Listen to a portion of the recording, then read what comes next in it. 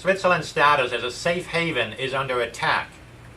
The Swiss are known for their readiness against attack, with Swiss men storing their rifles at home.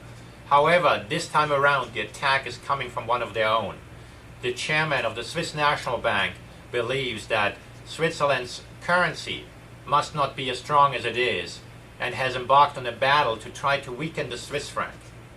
In any other country, when a national bank is attempting to derail a currency, they can very easily succeed. Because traditionally, central banks have the power to print money, and you just print enough and the currency is going to weaken. Switzerland may be a tad of a different case, because Switzerland has a very vigilant population, not just with regard to ammunitions and rifles potentially stored at home, but also with regard to fiscal policy.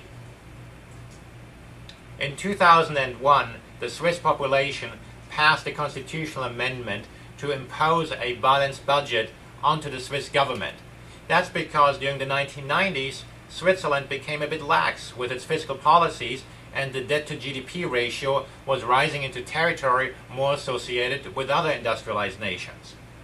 Nowadays, throughout the business cycle, the Swiss must adhere to what is called a Swiss debt brake and smoothen out its finances over time. While not without its own deficiencies and criticisms, what is shown here is that the Swiss are taking fiscal discipline very, very seriously. Now, next time around, they might be asked about monetary policy, because it doesn't seem that the Swiss are appreciative of a Swiss national bank that is embarking on a rampage to buy euros on a very grand scales in the tens of billions of dollars in order to try to weaken the Swiss franc. It all started in early 2009 when now Chairman Hildebrand had increasing influence over the decisions at the Swiss National Bank. Indeed, the Swiss franc was almost pegged to the euro for a period. The Greek crisis came along, and that position became increasingly untenable. But even before that, it already showed signs of cracking. What the Swiss National Bank did is they bought euros, they bought European debt, and in return were trying to sacrifice the Swiss franc. The problem is that the Swiss National Bank now holds more euros than Swiss franc. And unless they truly want to ramp it up a notch and almost print an unlimited amount of Swiss francs, it's going to be extremely difficult for the Swiss National Bank to continue to weaken the Swiss franc. The markets, of course, have taken note of that, and rather than punishing speculators, as the Swiss National Bank is intending to do, they're encouraging speculation. Every time the Swiss National Bank intervenes, all speculators are jumping in buying the Swiss franc because they can buy it on the cheap. The Swiss National Bank has just organized the sale of the Swiss franc. Ultimately, it looks like the Swiss National Bank has given up its policy.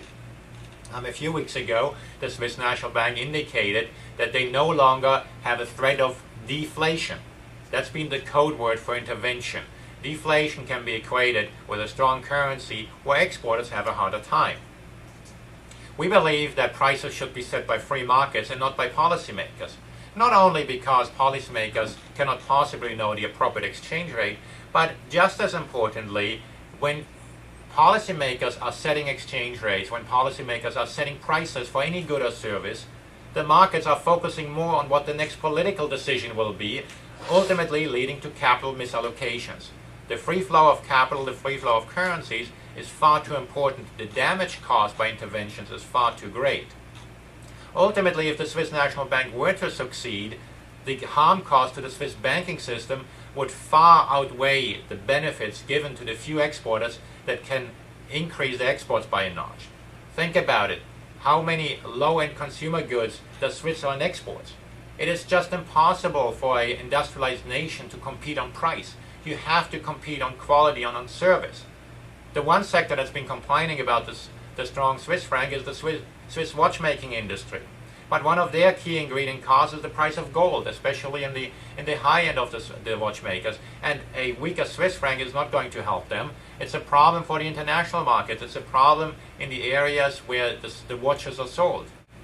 So what is a rational investor rather than a speculator to do when the Swiss National Bank tries to weaken the Swiss franc versus the euro?